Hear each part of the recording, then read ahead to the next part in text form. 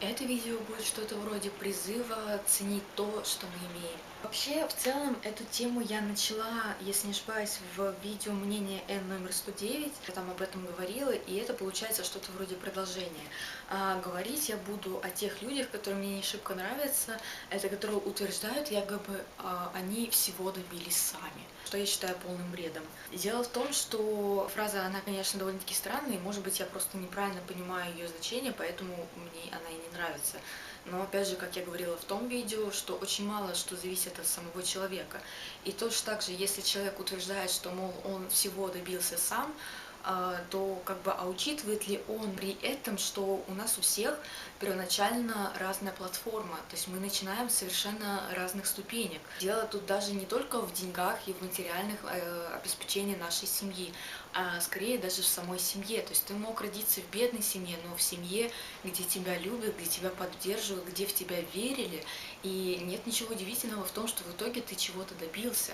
Или же в семье, где есть куча денег, но все с тобой сюсюкаются, тебя от всего оберегают, и лишь бы ты ничего не делал, и как бы чего удивляться, что человек ничего не достиг, когда его этому просто учат с самого детства. То есть, опять же, я об этом говорила в том же видео, в 109-м. Просто как несколько примеров могу привести, это то, что да, к сожалению, есть такая проблема, но иногда я сама бываю довольно-таки строга к людям, в том плане, что, например, у меня есть своя комната, я считаю, что мне с этим очень повезло, хотя сейчас меня как бы немножечко выгоняют. Но тем не менее, я здесь живу уже так порядком, и за это время я успела накопить какие-то деньги, и тем самым у меня появился маленький шанс на то, чтобы купить свою квартиру. В то время как есть люди, которые как перевелись в универ, они приехали в другой город, им надо платить за общежитие или там за комнату, по цене разницы особо нету, вернее, за съемную квартиру. Довольно-таки понятно, что я с этим человеком не равна, потому что мне не надо платить каждый месяц там по 6 тысяч за это общежитие.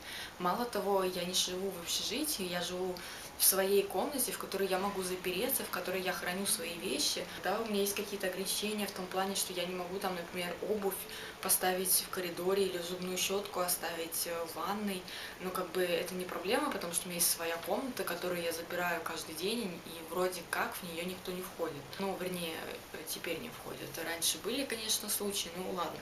Это не сравнится с общежитием, где вообще, по-моему, хоть ты запрешь свою тумбочку, а из нее может что-то пропасть. Я бываю строга, хотя в то же время понимаю, что ну, не равны мы.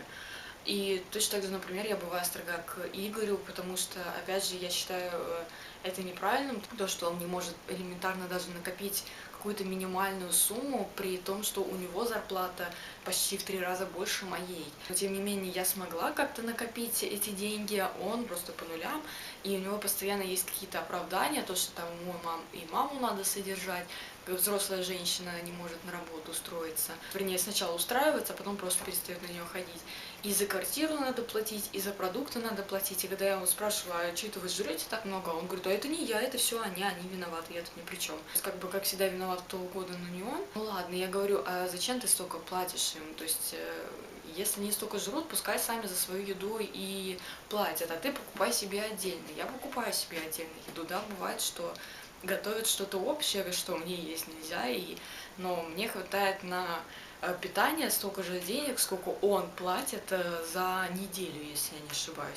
Только мне этого хватает в месяц. Как бы, ну ладно, но он все равно не договаривается, и я же считаю, что это его косяк, но опять же, я понимаю, что мы все разные, и может быть у него от этого зависит, достанется ли ему эта квартира или нет. То есть я не знаю, в этом ни шибко не разбираюсь, но опять же, мы разные. И в эти моменты я понимаю, что да, я не могу особо с ним ругаться, потому что как бы что поделать. И опять же, как пример могу привести одну мою знакомую, девушку, которая первоначально ею просто нереально восхищалась. Она просто была для меня чем-то таким, ну, каким-то нереальным божественным, потому что она была вся такая активистка, вся такая умница, отличница потом оказалась. Потом еще оказалось, что она и в школе была активисткой, и оказалось, что в школе у нее была золотая медаль. То есть я просто там выпала вообще полностью, какая она там супер-пупер, йогой занимается, волонтерством занимается, и я ей восхищалась. Но потом я, конечно, заметила пару странных моментов. Во-первых, она хоть сама по себе такая веселая, приветливая, улыбчивая, но она очень жестоко бывает к людям, плюс очень много бывает от нее исходит негатива. У нее бывают какие-то посты ВКонтакте, она ко мне добавлена в друзья, какие-то такие жесткие, например, один раз сделала кучу фоток своей машины, типа фотка, а вот это типа моя рука на руле, а вот это мои коленки под рулем, а это мое отражение в боковом зеркальце, типа, чтобы вы помнили о том, что у меня есть машина, а то вдруг вы забыли. И потом типа намек ха-ха-ха, это был стёб над теми, кто выставляет фотографии своей тачки и все такое. И я такая думаю, чё? И как бы она у меня единственная из друзья, которая выдала такую фигню. И точно так же, тоже она была в этом плане единственная, она под конец года выставила запись, которую я такая начала читать, что типа, ой, в этом году там я сделала то-то, то-то, сделала это, произошло то-то, а потом началось там типа, я купила еще дезодорант, он был такой классный, и в конце концов я такая читаю с интересом, но опять же, потому что я этой девушкой восхищалась, мне было интересно, как она провела этот год, и в конце она начала там совсем типа, я купила там носки, еще что-то, и в конце так типа, ну что, вы поняли, что типа всем насрать на то, как вы провели этот год? Я такая, то есть это все был прикол. И опять же, она была единственной, кто из всех моих друзей сделал такой пост с рассказом о том, как она провела год.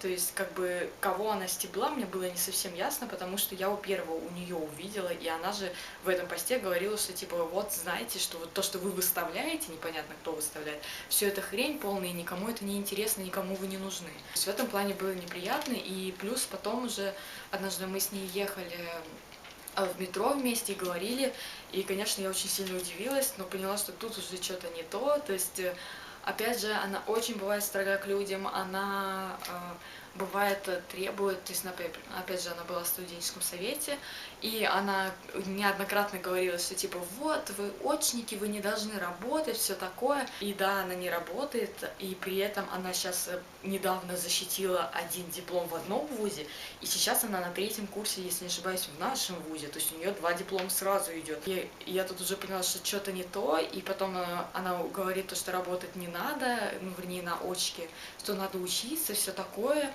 И да, она волонтер, и у нее есть машина, и у нее есть квартира, и она не работает, и говорит о том, что остальные тоже работать не должны. И тут я поняла, что да, что-то пахнет странно это все это дело. То есть реально она требует от других, чтобы они не работали, говорит, что у всех равные возможности, просто все остальные типа лентяи, а она всего добилась сама. То есть, опять же, она рассказывала там, как у нее в детстве было плохое зрение, и то, что она там молодец такая, у нее была тетрадочка, она делала упражнения, а то, что у ее родителей были деньги на то, чтобы платить окулисту, это как бы никто уже не учитывал, она всего добилась сама. И да, это было реально неприятно. То есть, если бы она при этом как бы более с пониманием относилась к другим людям, я бы нейтрально тогда к этому относилась, потому что, опять же, первоначально я ей восхищалась, то я не могла понять, как она все успевает. А потом было все это очень понятно, опять же, не работает, и все у нее классно, машина есть, квартира есть. Если бы у меня была квартира и машина мне даже, наверное, не нужна, ну ладно, предположим, что у меня еще были бы права, я бы значительно больше успевать, могла бы делать, и да, жизнь была бы значительно проще, и да, может быть, я бы даже не работала. Хотя, опять же, если она не работает, кто ей на еду деньги дает, тоже вопрос. Но ладно, то есть, опять же, как я хотела сказать, мы не равны, вообще не равны.